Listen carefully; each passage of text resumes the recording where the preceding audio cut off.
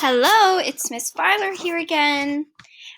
Today in Inquiry we are going to continue to look at maps, but today we're actually going to be looking at the different things you see on a map.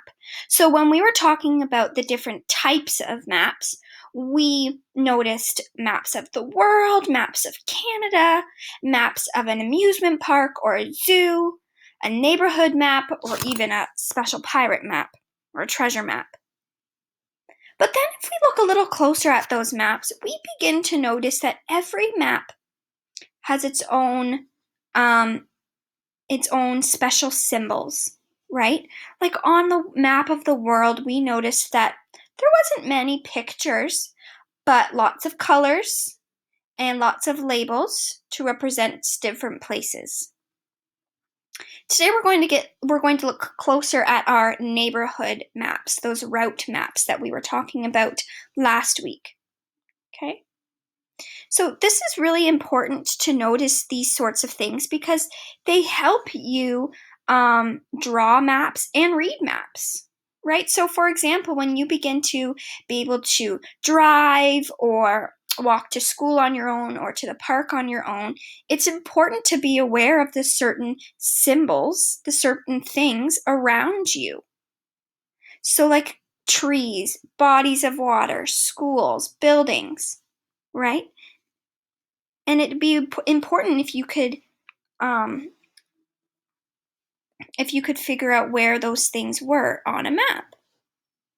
So let's first of all talk about what symbols are. Okay? A map has a lot of symbols, specifically our neighborhood maps. A symbol is a drawing that stands for something real. So it's very similar to when we create those keys in data management. So for example, when you were mapping your Skittles, you might say that one blue circle equaled a blue Skittle, right? You wouldn't say that a blue tree would represent a Skittle because that doesn't make sense. In real life, a Skittle looks like a round circle. So we use a picture, we use a symbol or a drawing that represents something real. So take a look at these examples here. In this picture, they've used green trees to represent where woods are. They've used a blue background with some white little waves to represent where water is. So here's a running river, here's a pond, and those are both bodies of water. Okay? They've also used a gray stripe to represent where a road is. Okay? So let's take a look at some other symbols on maps that you might notice. Or that you might recognize, I should say. So take a look at these pictures down here, guys. These pictures here. I'm looking for a symbol that could represent where a gas station is on a map. So which picture down here best represents a gas station? Good, B. B would represent a gas station because this is the gas pump that you would see at a gas station. So we'll put B in here. What about a playground? We'll just check this one off. What about a playground? Which picture down here is a good symbol to show where a playground is? Good, the slide. Because what do we see at a playground typically? Slides and kids playing on the slides. So this would be a good symbol to use on your map to show where a playground is. Let's do a few more.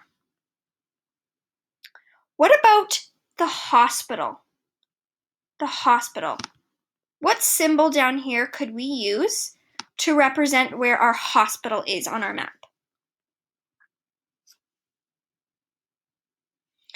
Good. This is typically what we see. Sometimes we also see, I know that in St. Catharines, we also see a large capital H to show where a hospital is. But you also might see this T or cross looking symbol. What about the post office? What's a symbol down here that we could use to represent a post office? Good, the envelope, because that is something you would see at a post office, right? So we could use the picture of an envelope on our map to show our friends where the post office is on our map.